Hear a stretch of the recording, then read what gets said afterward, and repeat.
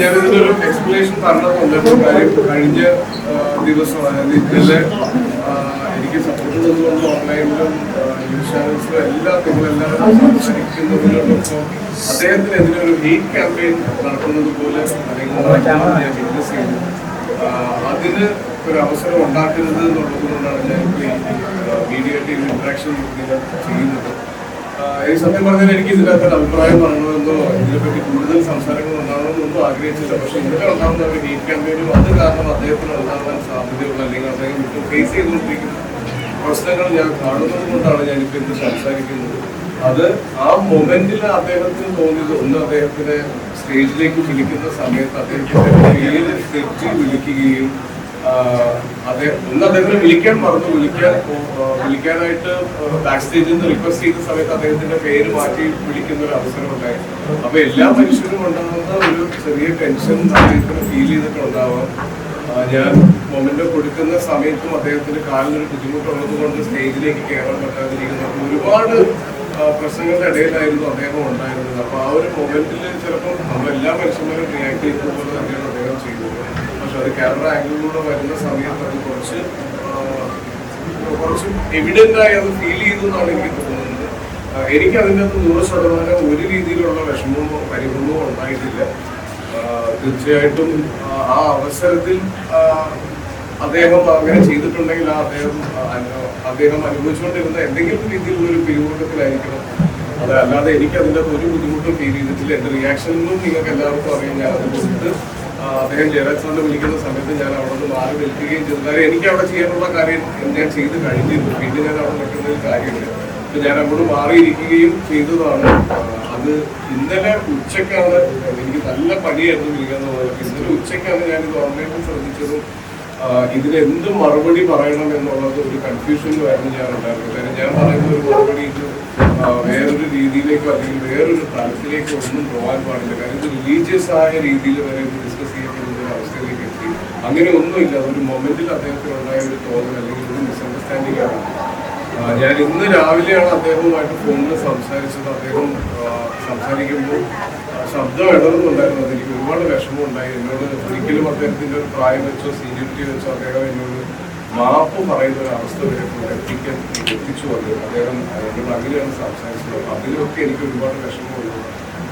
അപ്പം ഞാൻ വീണ്ടും പറയുന്നത്, എനിക്ക് സപ്പോർട്ട് തന്നതിൽ എനിക്ക് ഭയങ്കര ട്രമെൻഡസ് ആയ അല്ലെങ്കിൽ ഒരു ഒത്തിരി സന്തോഷവും അഭിമാനവും തോന്നിയൊരു ദിവസമായിരുന്നു ഇന്നലെ. എന്നെ ലോകത്തുള്ള എല്ലാ മലയാളികളും അവരെ കൊണ്ട് പറ്റുന്ന രീതിയിൽ എന്നെ സപ്പോർട്ട് ചെയ്തത് സോഷ്യൽ മീഡിയ ത്രൂവും ന്യൂസ് ചാനൽസ് ത്രൂവും അതിൻ്റെ ഡിസ്കഷൻസും എല്ലാം ഞാൻ കണ്ടു. അതിലൊക്കെ എനിക്ക് ഒരുപാട് സന്തോഷമുണ്ട്. എൻ്റെ ആളുകൾ ഇത്രയും ഇഷ്ടപ്പെടുന്നു. കലയോളം തന്നെ കലാകാരനെ സ്നേഹിക്കുന്നവരാണ് മലയാളികളെന്ന് അത് ഇന്നലെ തെളിയിച്ചു. പക്ഷെ അതിനൊപ്പം അദ്ദേഹത്തിന് എഗെയിൻസ്റ്റ് ഒരു ഹെയ്റ്റ് ക്യാമ്പയിൻ ഉണ്ടാകുന്നതിനോട് എനിക്കൊരു താല്പര്യമില്ല. അദ്ദേഹം മനഃപൂർവ്വം ചെയ്തതല്ല, അദ്ദേഹം അങ്ങനെ മനഃപൂർവ്വം ചെയ്യുന്ന ഒരാളല്ല. ഒരു മനുഷ്യനും അങ്ങനെ ഒരു കലാകാരനും അങ്ങനെ ചെയ്യുമെന്ന് ഞാൻ വിശ്വസിക്കുന്നില്ല. അപ്പോൾ ഇതിൽ വേറൊരു ഡിസ്കഷനിലേക്ക് ഇതിനെ കൊണ്ടുപോകുന്നത് കഴിഞ്ഞതായിട്ട് ഞാൻ ആഗ്രഹിക്കുന്നു.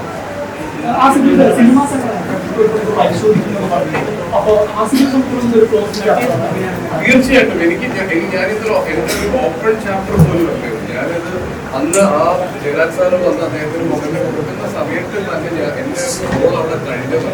ഞാൻ ഇതിനെപ്പറ്റി വേറെ ഒരു രീതിയിലൊരു ബോധറേഷൻ എനിക്ക് ഇന്നലെ ഉണ്ടാവുകയോ വേറൊരു സംസാരം ഉണ്ടാവുകയോ ഒന്നും ചെയ്തില്ല. ഇന്നലെ ഉച്ചയ്ക്ക് ഇതിനെപ്പറ്റി ഇത്രയും വലിയൊരു സംസാരത്തിലേക്ക് ഇത് പോയെന്ന് ഞാൻ ഇന്നലെ ഉച്ചയ്ക്ക് അറിയുമ്പോഴാണ് ഇതിനൊരു മറുപടി പറയണമെന്നുണ്ടായിരുന്നു. പക്ഷെ ഞാൻ പറയുന്ന മറുപടി വളരെ കാര്യം ഒരുപാട് പേര് എന്നെ സപ്പോർട്ട് ചെയ്ത് മുന്നോട്ട് വരുന്നുണ്ട്. അപ്പം അവർക്കും അദ്ദേഹത്തിന് വിഷമമാകാത്ത രീതിയിലായിരിക്കണം ഞാൻ മറുപടി പറയേണ്ടതെന്ന് എനിക്ക് തോന്നി. അതാണ് ഞാൻ ഇത്രയും ലേറ്റ് ആയത്. ഇന്നിപ്പോൾ ഇവിടെ ആർട്സ് കോളേജിൽ ഒരു ഇവന്റ് ഉണ്ടായിരുന്നു. നേരത്തെ ഞാൻ കമ്മിറ്റ് ചെയ്യുന്നൊരു ഇവന്റാണ്. എന്തായാലും നിങ്ങളെല്ലാവരും വരുന്നുണ്ടായിരുന്നു, എനിക്ക് അറിയാമായിരുന്നു. അപ്പോൾ അതാണ് ഞാൻ ഇവിടെ ഇന്ന് ഈ ഒരു അവസരത്തിൽ പറയാൻ വേണ്ടി തീരുമാനിച്ചത്. ഇതിനെ നിൽക്കുന്നവരുടെ മനസ്സിൽ അറിയാൻ ശ്രമിച്ചത് തീർന്ന പ്രശ്നങ്ങളല്ലേ ഉള്ളൂ. കുഴപ്പമില്ല. അദ്ദേഹത്തിന് ആ മൊമെന്റിൽ ഉണ്ടായ എന്തോ ഒരു ടെൻഷൻ ആയിരിക്കണതാണ്. ബാക്കി ഇതിലെന്ന് പറഞ്ഞാൽ ഞാൻ അദ്ദേഹത്തിന്റെ ആ മൊമെന്റ് കൊടുക്കാൻ എന്നെ വിളിച്ചു. ഞാൻ മൊമെന്റ് കൊടുത്തു. പക്ഷെ അദ്ദേഹം ജയരാജ് സാറാണ് ആ സിനിമയുടെ സംവിധായകൻ. ജയരാജ് സാർ സ്റ്റേജിൽ കയറിയ സമയത്ത് കൂടെ കയറാൻ പറ്റാത്തതിനൊരു വിഷമം ഉണ്ടായിരുന്നു. അപ്പൊ ജയരാജ് സാറിന്റെ കയ്യിൽ നിന്നാണ് അത് മേടിക്കാൻ അദ്ദേഹം പ്രിഫർ ചെയ്യുന്നതെന്ന് മനസ്സിലായതുകൊണ്ടാണ് ഞാൻ കാട്ടിലേക്കുന്നത്. അല്ലാതെ എനിക്ക് അതിന്റെ ഒരു രീതിയിലുള്ള വിഷമമാണ്.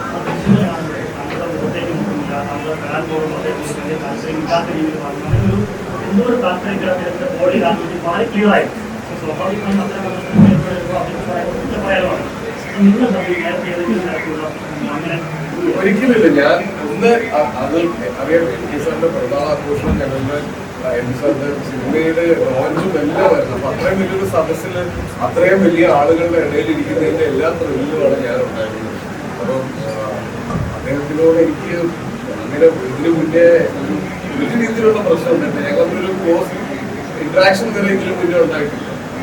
മനസ്സിലൊരു വേദന തട്ടിയിട്ടില്ലെങ്കിൽ അങ്ങ് എന്തുകൊണ്ടാണ് ഈ സപ്പോർട്ടേഴ്സിന് നന്ദി പറയുന്നത്? ഒരു സപ്പോർട്ടർ ആവശ്യമില്ലല്ലോ. അപ്പൊ അങ്ങനെ നന്ദി പറയേണ്ട ആവശ്യമില്ല. ഒരു കലാകാരന് എല്ലാ സമയത്തും സപ്പോർട്ടേഴ്സിന് ആവശ്യമുണ്ട്. ഈ കാര്യത്തിലാണ് എനിക്കൊരു പ്രശ്നം വന്നപ്പോൾ അല്ലെങ്കിൽ എനിക്ക് അഗെയിൻസ്റ്റ് ഒരാൾ സംസാരിച്ചു എന്ന് അവർക്ക് തോന്നിയപ്പോൾ അവരെന്റെ കൂടെ നിന്നു എന്ന് തിരിച്ചറിഞ്ഞതിലാണ് ഞാൻ അത് ആ നന്ദി പറഞ്ഞത്. അല്ലാതെ ഒരിക്കലും ഞാൻ അദ്ദേഹത്തിന് അഗെയിൻസ്റ്റ് നിന്നതിന്റെ പേരിലോ അല്ലെങ്കിൽ അങ്ങനെയൊന്നും അല്ല. ഇത്ര ആളുകൾക്ക് എന്നെ ഇഷ്ടപ്പെടുന്നുണ്ട് അല്ലെങ്കിൽ ഇത്ര ആളുകൾ എന്നെ അറിയുന്നുണ്ടോ എന്ന് പറയുന്നതിലാണ് എനിക്ക് അതിനാണ് ഞാൻ നോക്കിയത്. ടൈം ഇവന്റ് ചെയ്യുന്ന സമയത്ത് സംഭവിക്കാൻ സാധ്യതയുള്ള തെറ്റുകൾ മാത്രമേ അവിടെ സംഭവിച്ചിട്ടുള്ളൂ. അത് അത്രയും 9 സിനിമകളോളം അവിടെ ഉണ്ട്. ആ 9 സിനിമകളിലെ ആളുകൾ പിടിക്കുന്നതിന്റെ ഇടയിൽ എവിടെയോ ഒരു കഴിവ് പറ്റുന്നതാണ്. നമ്മളെല്ലാവരും ലൈവ് ഇവന്റ്സ് ചെയ്യുന്നത് പാർട്ടിസിപ്പേറ്റ് ചെയ്യുന്ന ആൾക്കാരുണ്ട്. നമുക്കറിയാം സ്വാഭാവികമായിട്ട് സംഭവിക്കാറുള്ളതാണ്. ചിലതിന് ശ്രദ്ധ കിട്ടാറില്ല, ചില കാര്യങ്ങൾക്ക് ശ്രദ്ധ കിട്ടാറില്ല. അപ്പൊ അതിന് അതിന് കൂടുതൽ ശ്രദ്ധ കിട്ടിയെന്ന് മാത്രമാണ് എനിക്ക് തോന്നുന്നത്. അതാണ് ഞാൻ നേരത്തെ പറഞ്ഞത്. ആ ഒരു ലീഗ് ക്യാമ്പയിൻ ഇതോടുകൂടി അവസാനിക്കണം. അത് ഒരിക്കലും അദ്ദേഹത്തിനെ പോലെ ഒരാൾ മനഃപൂർവ്വം അങ്ങനെ ചെയ്യുമെന്ന് ഞാൻ വിശ്വസിക്കുന്നില്ല.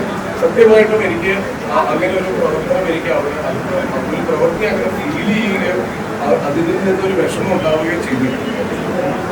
അപ്പൊ ഞാനെന്റെ ഫോണിൽ ചെയ്തിട്ടുണ്ട്. ഞാൻ ഇന്നലെ രാത്രി അത് ഓണാക്കുന്നതാണ് അദ്ദേഹത്തിന്റെ മെസ്സേജ്. ഞാൻ പ്ലീസ് കോൾ ബാക്ക് എന്നൊരു മെസ്സേജ് ഞാൻ കാണുന്നു. ഞാനത് രാവിലെ അദ്ദേഹത്തിനെ തിരിക്കുമ്പോൾ ഒരു കോൾ എക്സ്പെക്ട് ചെയ്ത് നിൽക്കുന്ന പോലെയാണ് അദ്ദേഹം ഫോൺ എടുക്കുന്നത്. അപ്പൊ എന്നോട് ചോദിക്കുന്നത് കാണണമെന്ന്. അദ്ദേഹം തിരുവനന്തപുരത്താണ്. ഞാൻ കൊച്ചിയിലാണ്. എന്റെ സിനിമയിലും പ്രൊമോഷൻസ് നടക്കുന്നത്. 2 ദിവസം ശബ്ദം കേട്ടാൽ അദ്ദേഹം പനിയായിരുന്നു. അപ്പോൾ ഞാൻ സാറിനോട് പറയാം, എനിക്ക് വരാനുള്ള അവസരം ഇപ്പോൾ ഇല്ല. അപ്പൊ അദ്ദേഹവും കൊച്ചിയിലേക്ക് എത്താൻ പറ്റില്ല. പക്ഷെ ആ ഫോണിൽ കൂടെ അദ്ദേഹം സംസാരിച്ചതും എനിക്ക് മനസ്സിലായി അദ്ദേഹം ഒരുപാട് വിഷമത്തിലാണെന്ന്. പല സമയത്ത് സംസാരിക്കുമ്പോൾ അദ്ദേഹത്തിന്റെ ശബ്ദം എടുക്കുന്നുണ്ട്. അത്രയും സീനിയറായിട്ടുള്ള അത്രയും പ്രായമുള്ള ഒരാൾ ഞാൻ കാരണം വിഷമിക്കാൻ പാടില്ല. ഇല്ല എന്നെ ഒരു രീതിയിൽ അദ്ദേഹം മനസ്സിലായിട്ട് എനിക്ക് ഫീൽ ചെയ്യുന്നുണ്ട്. പക്ഷെ ഞാൻ അതിൽ കൂടുതൽ ഡിസർവ് ചെയ്യുന്നുണ്ടെന്ന് തോന്നിയ ആളുകൾക്കായിരിക്കാം അതെനിക്കൊരു അപമാനമായിട്ട്. ആസിഫ് അതേപോലെ അദ്ദേഹത്തിനോട് മാധ്യമങ്ങൾ സംസാരിച്ചപ്പോൾ അദ്ദേഹം പറഞ്ഞൊരു സ്റ്റേറ്റ്മെന്റ്, മലയാള സിനിമയുടെ നെക്സ്റ്റ് ഒരു ഫ്യൂച്ചർ എന്ന് കാണുന്ന 2 ആക്ടേഴ്സ്, ഒന്ന് ആസിഫ് അലി, ഒന്ന് ഫഹദ് ഫാസിലും ആണെന്നാണ്. അപ്പൊ മലയാളത്തിലെ സോക്കോൾഡ് യങ് സൂപ്പർ സ്റ്റാർസിന്റെ പേര് പറയാതെയാണ് നിങ്ങളുടെ 2 പേരുടെ പേര് അദ്ദേഹം പറഞ്ഞത്. അപ്പൊ ആ ഒരു സ്റ്റേറ്റ്മെന്റിനോട് എന്ത് മറുപടിയാണ്?